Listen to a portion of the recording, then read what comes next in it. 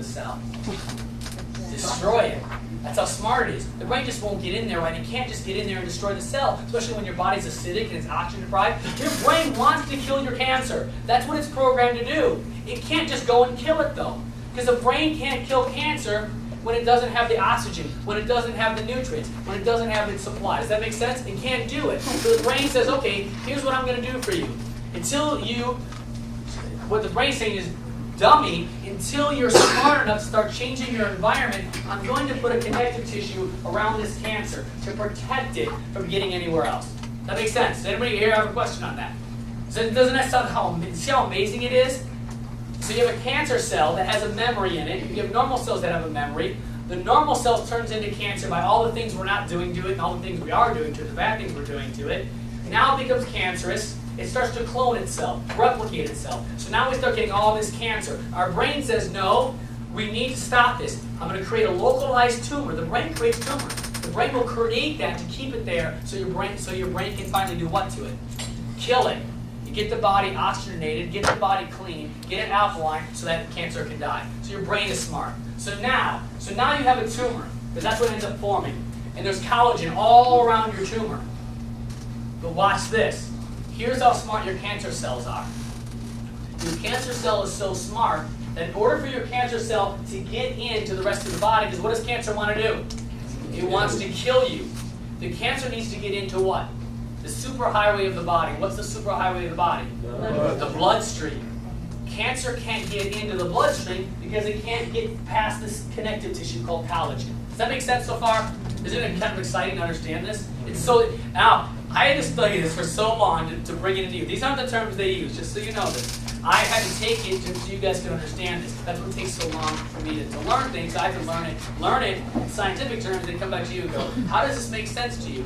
So now, your cancer cell is so smart, it produces scissor-like type of enzymes. It produces an enzyme that looks like almost like scissors, and what does it do to the collagen? Cuts it. Why does it want to cut the collagen?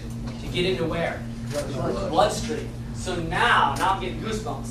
Now, the cancer cell is trying to get into the bloodstream, it's trying to get into the blood vessel, so it actually cuts its way through the collagen. And now, what happens? Now it gets into your bloodstream, it starts to follow the bloodstream around, and where does it want to go? Into the next organ, that's the next what? What? The next weakest organ. It will keep going, it'll go through your whole bloodstream, because your bloodstream can't stop it. It'll go into the next organ, and usually it goes where first? Lungs. Because lungs are full of blood capillaries, and lungs aren't really good. It doesn't have a good oxygen ratio because of the way what's happening. It goes to your lungs first. They'll tell you where does almost every cancer go to first. It goes into lungs.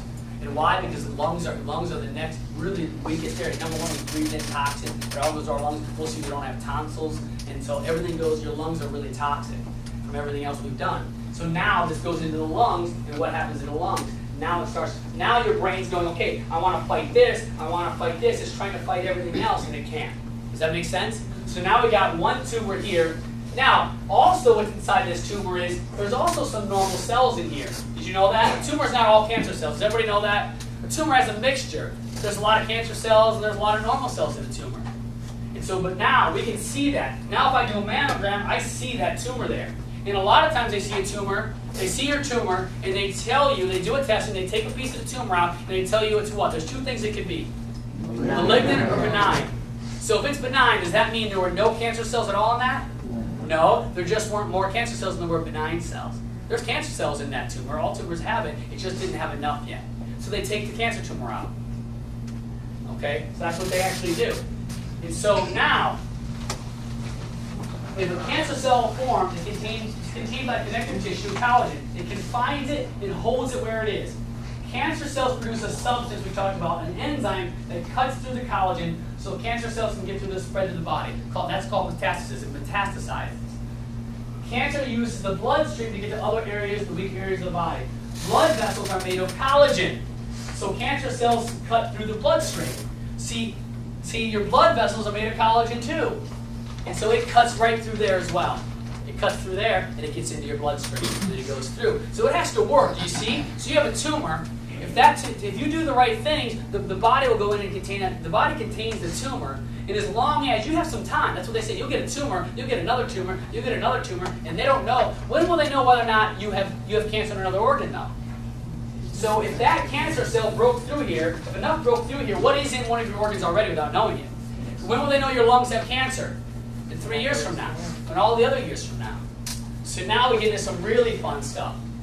Knowing what it is, now you can see how to defeat it. Does everybody understand that? Now you can see how to defeat it. So here we go, watch this. L-lysine is an amino acid that blocks the enzymes from cancer cells cutting through the collagen. How smart that is. L-lysine is what? An amino acid. It's an essential amino acid that isn't produced in the body. Where do we get it from? Food. We get it from food, L-lysine. And so who here has ever taken L-lysine when they had herpes virus? Well, herpes on the mouth. I took it for a cold sore. That's what herpes is. Yeah. And so, because what is that? What is it? You start getting an abnormal cell in there. You take L-lysine, and what happens immediately is you start to fight it faster. The problem with the reason why you get herpes viruses and cold sores is because your arginine levels get over your lysine. Lysine goes way too low. The body can't fight certain things. So that's what's amazing. Your body uses L-lysine that blocks the enzymes from the cancer cells from cutting through the collagen. Powerful. L-lysine will slow cancer down in a tumor. It'll slow it down. Vitamin C forms collagen. That's what vitamin C is. The more vitamin C in your body, if you have enough vitamin C, it'll keep forming collagen. So every time that cancer cell tries to cut out of your tumor, what does the body keep forming if it has enough vitamin C? It'll keep containing it until you do what? Clean your body out, detox your body, change its environment. It'll keep cleaning itself. Vitamin C forms it. The more collagen, the more cancer can be contained and encapsulated. How powerful is that? Did you guys did anybody here know that? You didn't even know that. That's what vitamin C is. It's collagen. A combination of L-lysine, proline, vitamin C, and EGCG. Does anyone know what EGCG is? It's a polyphenol, which comes from what? Green tea. That when you mix those four together, what happens? You contain cancer and you start to fight it fast. So that's one of the four things. They'll tell everybody. Remember, they tell you if you have cancer, drink what? Green tea. Because green tea has a polyphenol in there that helps this combination. The problem is now, this is all research stuff. When they're limiting breast cancer, the problem with breast cancer is that it doesn't, you have to use a lot of L-lysine to stop this process and a lot of proline. So, but when they mixed it all, they only needed a little bit of amount and it stopped this stuff immediately. So how often do we need this? We take this stuff daily, and we're going to go through some of the protocols there. Does that make sense? Now you guys start to understand. I can go, here's the protocol. You're like, well, do I really need to do it? You really need to do this stuff because you're going to slow this stuff down. So a combination of that stops cancer cells from excreting the enzymes that destroy connective tissue. It stops the spread and inhibits cancer growth. Will it kill all the cancer? No, but it stops its growth so we can do what now? Heal ourselves. Stops its growth. Stops metastasis. How important is that? There's only one thing cancer will do. Only one way cancer kills you is when it what? When it metastasizes and spreads. Boy, see, I get goosebumps because now we know how to stop it. Guaranteed. Because this isn't some weird thing. This is how God created your body. And where do we find all these things at? In God's foods, in nature. God created us. We're supposed to, if we were eating the right stuff, guess what, people? We wouldn't have got cancer in the first place. We wouldn't have got it. If you live God's way, you follow what you're supposed to follow, and honored this body by God, you wouldn't have ended up here.